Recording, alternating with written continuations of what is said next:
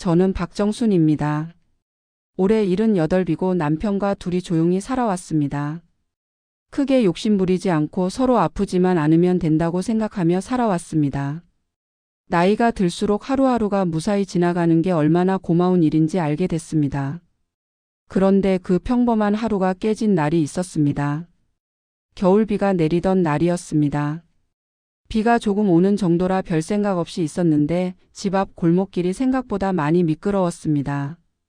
잠깐 쓰레기를 버리러 나갔던 남편이 발을 헛디뎌 그대로 넘어졌습니다.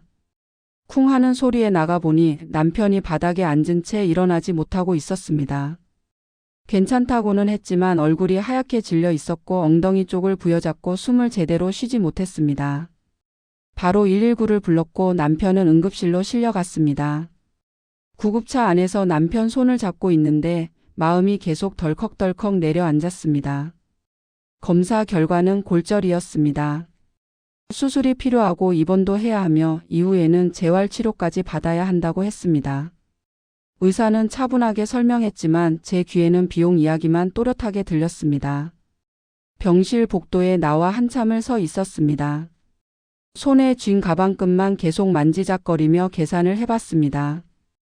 다음 날 보험회사에 찾아갔습니다.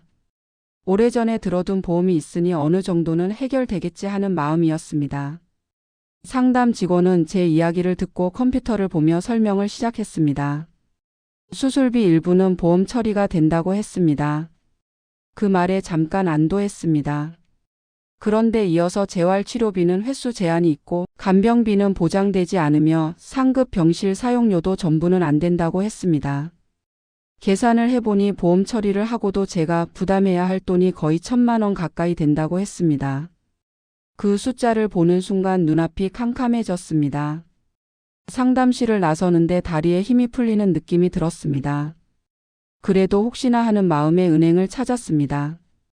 번호표를 뽑고 창구 앞에 앉았습니다. 창구 너머로 젊은 직원이 고개를 들고 말을 걸었습니다. 어르신 어떤 업무 도와드릴까요? 저는 잠시 망설이다가 말을 꺼냈습니다. 남편이 넘어져서 수술을 하게 됐습니다. 병원비가 좀 필요한데요. 직원은 고개를 끄덕이며 컴퓨터를 켰습니다. 확인 한번 해보겠습니다. 신분증 주시겠습니까? 신분증을 건네주고 기다리는 시간이 유난히 길게 느껴졌습니다. 직원이 화면을 보며 몇 번이나 키보드를 두드리더니 조심스럽게 말했습니다. 어르신 현재 소득이 따로 없으셔서 신용대출은 어렵습니다. 제가 다시 물었습니다. 조금만이라도 안 될까요? 병원비가 급해서 그렇습니다. 직원은 잠시 말을 고르다가 이렇게 말했습니다. 연세도 있으시고 담보나 보증이 없으시면 저희 쪽에서는 승인이 힘듭니다. 그 말을 듣는 순간 얼굴이 화끈거렸습니다. 그래도 포기하지 못하고 다시 물었습니다. 그러면 다른 방법은 없을까요? 직원은 미안한 표정으로 고개를 저었습니다. 죄송합니다, 어르신. 그 한마디에 더는 말을 잇지 못했습니다. 서류를 다시 가방에 넣고 자리에서 일어났습니다. 은행 문을 나서는데 발걸음이 잘 떨어지지 않았습니다. 다른 은행도 가봤지만 상황은 같았습니다. 연세 때문에 어렵습니다. 소득이 없으셔서 힘듭니다. 비슷한 말을 몇 번이나 들었는지 모릅니다. 병원으로 돌아오는 길에 버스 창밖만 멍하니 바라봤습니다. 병실에 혼자 누워 있을 남편 얼굴이 자꾸 떠올랐습니다. 마음이 점점 더 조급해졌습니다. 그날 저녁이었습니다. 집에 돌아와 밥도 제대로 먹지 못하고 앉아 있는데 모르는 번호로 전화가 걸려왔습니다. 박정순 어르신 맞으시죠? 대출 문의하셔서 연락드렸습니다. 그 말을 듣는 순간 이내 희망이 생겼습니다. 너무 반가운 마음에 목소리가 떨렸습니다. 상대방은 제 상황을 이미 다 알고 있는 것처럼 말했습니다. 남편이 병원에 계시고 병원비 때문에 많이 급하실 거라고 했습니다.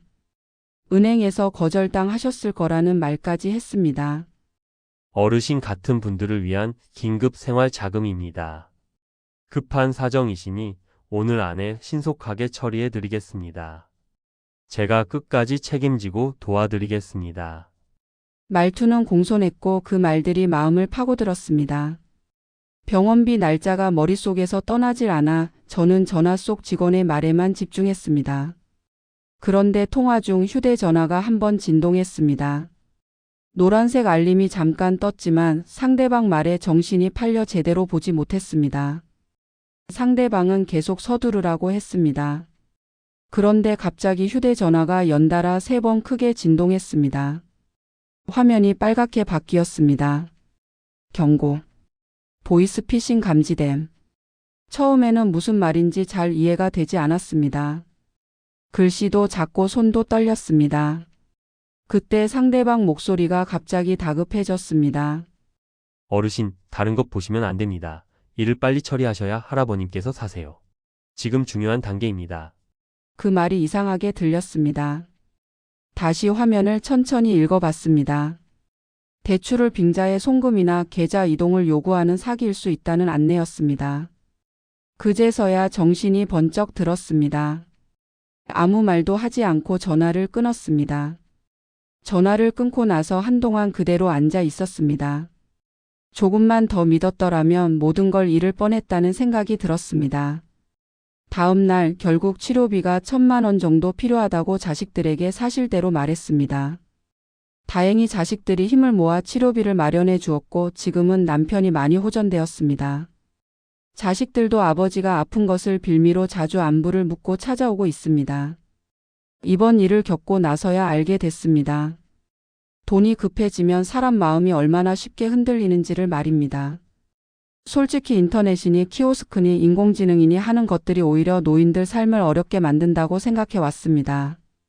그런데 이번에는 그 인공지능 경고가 저를 지켜줬습니다.